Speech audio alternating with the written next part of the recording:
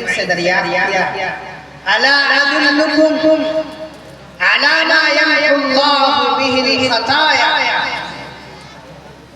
کیا میں تمہیں ایسی عبادتیں نہ بتلاؤں جس سے اللہ تعالیٰ تمہاری غلطیوں کو ختم کر دے، مٹا دے، وَيَرْفَعُ بِهِ الدَّرَجَاتِ، اور اس کے ذریعے اللہ تعالیٰ تمہارے درجات کو بلند کرے۔ صحابہ رضوان اللہ علیہم اجمعین نے فرمایا کہ بلا آپ ضرور ہمیں وہ چیزیں بتلائیے اور ہم اس کے ذریعے اللہ تعالیٰ کو راضی کرنے کی کوشش کریں گے اور وہ چیزیں اپنی زندگیوں میں لانے کی کوشش کریں گے۔ اللہ کے نبی صلی اللہ علیہ وسلم نے 3 باتیں فرمائی، 3 نصیحتیں فرمائی۔ ہمارے اس گاؤں کے معزز نوجوانوں، آج آپ کے جمع ہونے کا مقصد اللہ کے نبی صلی اللہ علیہ وسلم کی سیرت کو سمجھنا ہے، اللہ کے پیغامات سمجھنا ہے، اللہ کے احکامات سمجھنا ہے۔ پیچھے اتنا بینر لگا ہوا ہے، ہزاروں روپیہ آپ نے خرچ کیے ہیں، غور سے ہماری باتیں سنیے۔ یہ ٹھیلے، یہ دکانیں، یہ چاٹ اور یہ پکوڑیاں ہمیشہ آپ کو ملتی ہیں، کسی بھی چوراہے پہ چلے جائیے ملے گی۔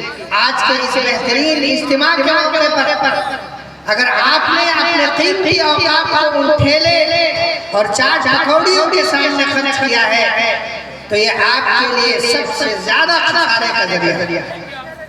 اللہ کے نبی صلی اللہ علیہ وسلم نے فرمایا کہ اگر تم یہ چاہتے ہو کہ اللہ تعالیٰ تمہاری غلطیوں کو، تمہارے گناہوں کو، تمہاری خطاؤں کو معاف کر دے اور تمہارے درجات کو بلند کر دے تو تمہیں چاہیے اس وضوء علی المکارہ، سردیوں کا موسم ہے، سردیوں کی بات ہو رہی ہے، ٹھنڈک کا موسم ہے، اس کی بات ہو رہی ہے، تمہیں چاہیے کہ دل نہ کرتا ہو اس کے باوجود مکمل صحیح طریقے سے وضو کرو۔ آج نمازوں کا وقت ہے، ہم اور آپ جلدی ایسے تیسے ہم نے وضو کر لیا، اپنے ہاتھوں کو، اپنی چیزوں کو ہم نے جو ہے بھگو دیا اور یہ سمجھ لیا کہ وضو ہو گیا، مسا صحیح سے نہیں ہوا، پاؤں کے ایڑی کا حصہ صحیح سے بھیگا نہیں، اور صرف اس وجہ سے کہ سردی ہے، ہاتھ کی کونی جو ہماری ہے وہ ابھی مکمل طریقے سے تر نہیں ہے، تو ہمارا وضو کیسے ہو سکتا ہے؟ اللہ کے نبی صلی اللہ علیہ وسلم فرما رہے ہیں کہ اگر تم چاہتے ہو کہ اللہ کو راضی کر لو اور اپنے گناہوں کی بخشش کروا لو تو تمہیں چاہیے کہ تم اچھی طرح وضو کرو۔ دوسری جو وجہ اللہ کے نبی صلی اللہ علیہ وسلم نے فرمائی وہ یہ ہے کثرت الخطا الی المساجد، تمہیں چاہیے کہ زیادہ سے زیادہ مسجدوں کی طرف رخ کرو۔ ہمیں چاہیے کہ 5 وقتہ ہماری جو نمازیں ہیں وہ مسجدوں میں آئیں۔ سردی کا موسم ہے، نماز تو پڑھنی ہے، نمازوں کی ذمہ داری اپنے اوپر سے ہٹانا ہے، بس بستر سے اٹھے وہیں پر مصلی بچھا لیا اور نماز پڑھ کر پھر سو گئے۔ یہ طریقہ اللہ کے نبی صلی اللہ علیہ وسلم نے ہمیں نہیں دیا۔ باجماعت نماز پڑھنے کے جو فضائل ہیں اور جماعت کو چھوڑنے کی جو وعیدیں ہیں وہ الگ اس پر اگر بات کی جائے تو گھنٹوں چاہیے۔ اللہ کے نبی صلی اللہ علیہ وسلم نے فرمایا کہ ضرورت اس بات کی ہے کہ زیادہ سے زیادہ تمہارے جو قدم ہیں وہ مسجدوں کی طرف کرنے چاہیے۔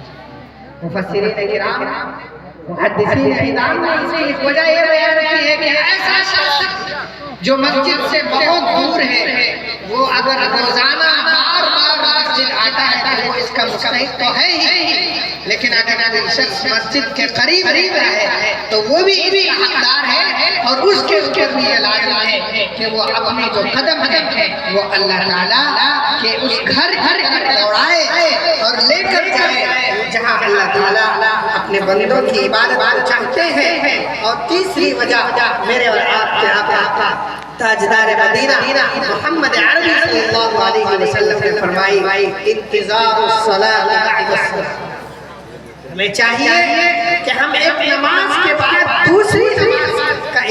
کریں, دوسری نماز کی فکر میں لگ جائے, دوسری نماز کی فکر ہمارے سروں پر سوار ہو جائے.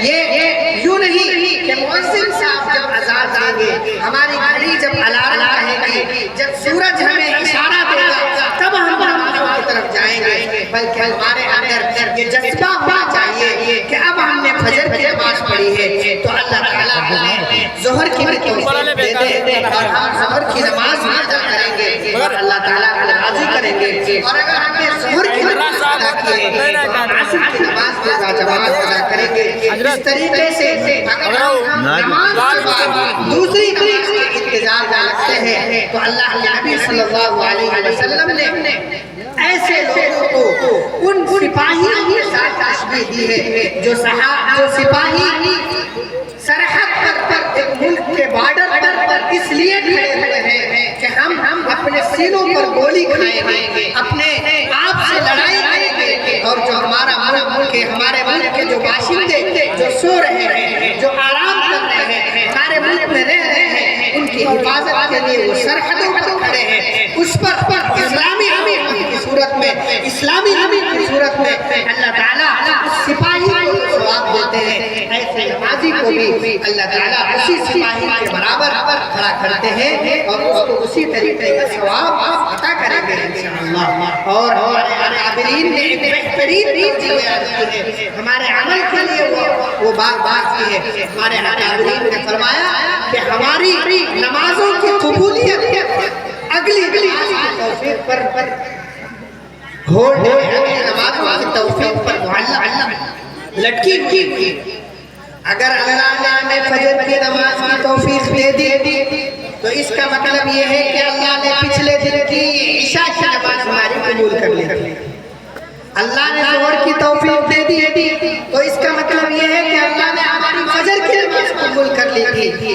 آج اگر ہمیں نماز ہماری چھوٹ رہی ہے تو ہمیں اپنے آپ کو یہ سمجھانے کی ضرورت ہے کہ اگر ہماری عشاء کی نماز چھوٹی ہے تو اس کا مطلب اللہ نے ہماری مغرب کی نماز قبول نہیں کی ہے. مغرب کو اللہ نے اگر ہمیں توفیق نہیں دی تھی تو ہماری عصر بھی قبول نہیں ہے. غرض یہ کہ سبق کے لیے اپنے آپ کو کامیاب بنانے کے لیے اتنا صرف کافی تھا.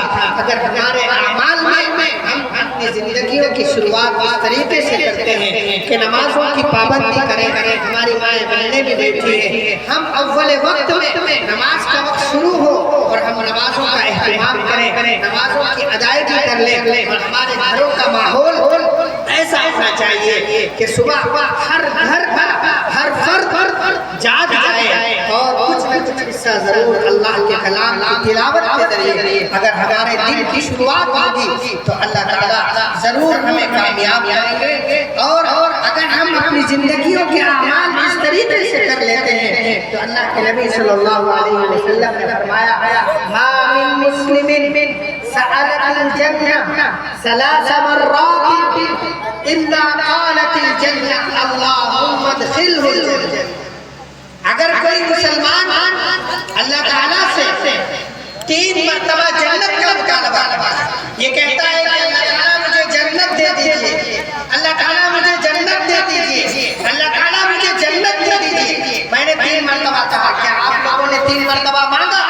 اللہ کے نبی صلی اللہ علیہ وسلم فرما رہے ہیں کہ جنت اللہ تعالیٰ سے یہ سفارش کرتی ہے اور قیامت کے دن یہ سفارش کرے گی اور جنت میں کہے گی اللہم ادخلہ, اے اللہ اس کو جنت میں رکھنا چاہیے, اس کو میرے آغوش ہو دیجئے, میں اس کی خدمت کروں گی. میرے محترم بھائیو, اللہ کے نبی صلی اللہ علیہ وسلم نے ایک دوسری حدیث میں فرمایا وَلَا اسْتَجَارَ مُؤْمِنٌ مِنَ النَّارِ 3 مرات إِلَّا قَالَ الْجَنَّةُ اللَّهُمَّ أَجِرْهُ مِنَ النَّارِ.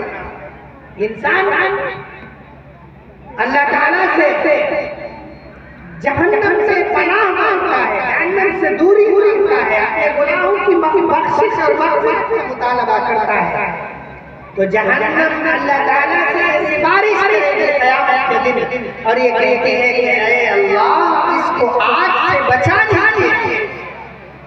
اور ہم اگر زندگیوں میں اللہ تعالیٰ سے جنت مانگے, جہنم سے اپنے آپ کو بچائیں, چھوٹی چھوٹی نے مفکرین نے ہمیں دیا ہے. اللہم ادخلہ الجنہ، اللہم اجرنا من النار، اللہم انا نعوذ بک من النار. اگر اس طریقے کی دعائیں آتے ہیں تو اللہ تعالیٰ ہمیں جنت دیں گے اور جنت اور جہنم ہمارے لیے سفارش کرے گی. کتنے بہترین، کتنے اچھے، کتنے صاف، کتنے ستھرے، کتنے آسان تعلیمات اللہ کے نبی صلی اللہ علیہ وسلم نے ہمیں دیے. لیکن افسوس ہماری زندگیوں پر، ہماری تعلیمات پر، ہمارے دنیا کے جھمیلوں پر، دنیا کی خرافاتوں پر کہ ہم اتنی چھوٹی چھوٹی تعلیمات کو اپنی زندگیوں میں نہیں لا رہے ہیں. اگر ہم لا لیں تو ہماری تکلیفیں، ہماری مصیبتیں، ہماری بیماریاں کم ہو جائیں. اللہ کی عبادتیں ہم کریں اور مختصر وقتوں میں کریں. موسم بہار ہم اپنی زندگیوں میں ان تعلیمات کو لانے کی کوشش کریں اور اپنے آپ کو بدلنے کی کوشش کریں. اور میں ایک شعر کے ساتھ اپنی بات کو ختم کرتا ہوں. سردی اور گرمی کے عذر نہیں چلتے، سردی اور گرمی کے عذر نہیں چلتے، موسم دیکھ کے صاحب عشق نہیں کرتے. اگر اللہ تعالیٰ سے واقعی عشق ہے، اللہ تعالیٰ کے نبی حضرت محمد صلی اللہ علیہ وسلم سے سچا پیار ہے تو ہمیں موسم کوئی رکاوٹ نہیں بننا چاہیے. اللہ تعالیٰ سے دعا ہے، اللہ تعالیٰ سے اللہ تعالیٰ کی بارگاہ میں ہاتھ اٹھا کے دعا کرتے ہیں کہ اللہ تعالیٰ کہنے سننے سے زیادہ عمل کرنے کا توفیق عطا فرمائے. وآخر دعوانا الحمدللہ. ماشاءاللہ.